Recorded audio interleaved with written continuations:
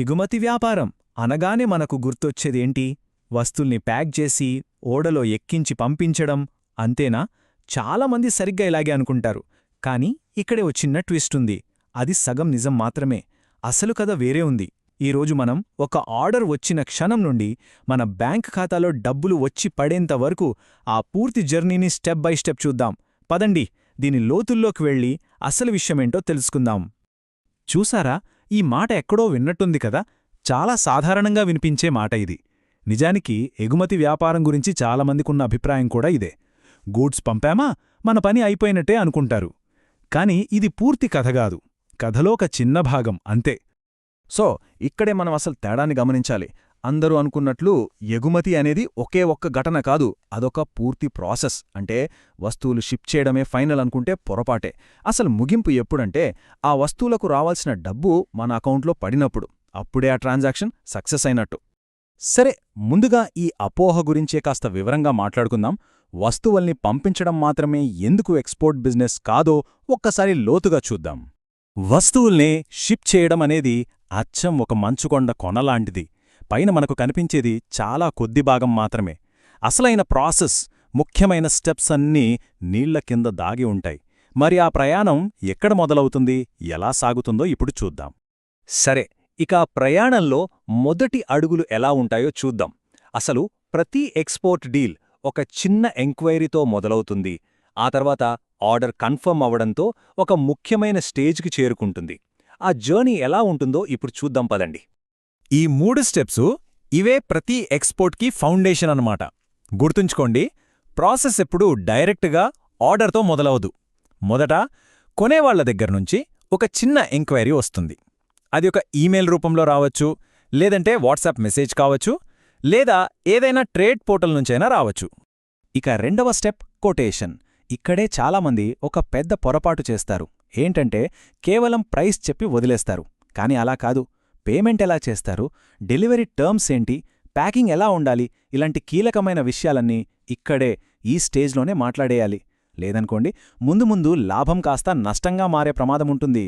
జాగ్రత్త. అలా నెగోసియేషన్స్ అన్నీ పూర్తయ్యాక ఇక అగ్రిమెంట్ని అఫీషియల్ చేసే టైమొస్తుంది. ఇక్కడనుంచే అన్నీ రాతపూర్వకంగా ఉంటాయి. మన ఫైనాన్షియల్ ప్లానింగ్ కూడా స్టార్ట్ అవుతుంది. కానీ అన్నిటికంటే ముఖ్యమైన ప్రశ్న ఒకటుంది.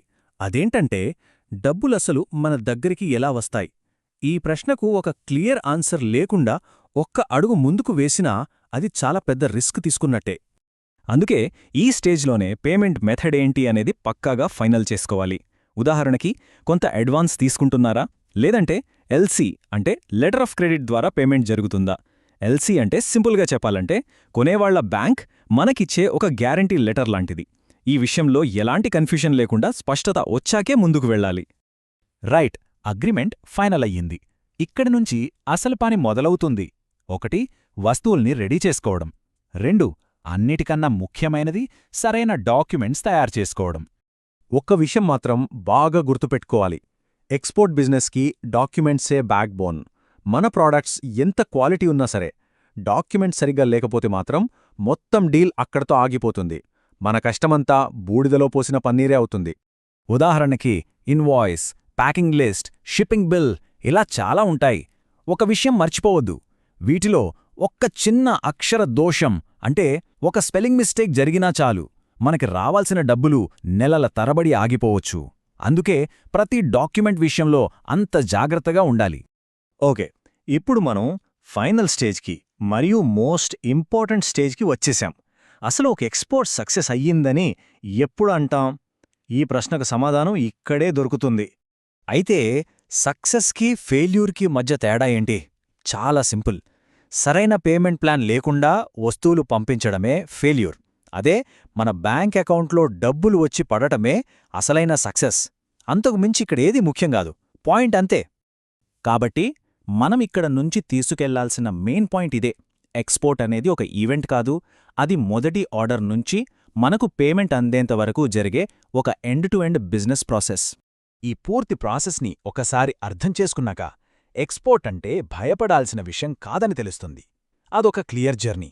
సరైన అవగాహన, మంచి ప్లానింగ్తో ఈ ప్రయాణాన్ని ఎవరైనా సరే విజయవంతంగా పూర్తి చేయొచ్చు. మరి ఈ ఎగుమతి ప్రయాణాన్ని మొదలుపెట్టడానికి సిద్ధమేనా?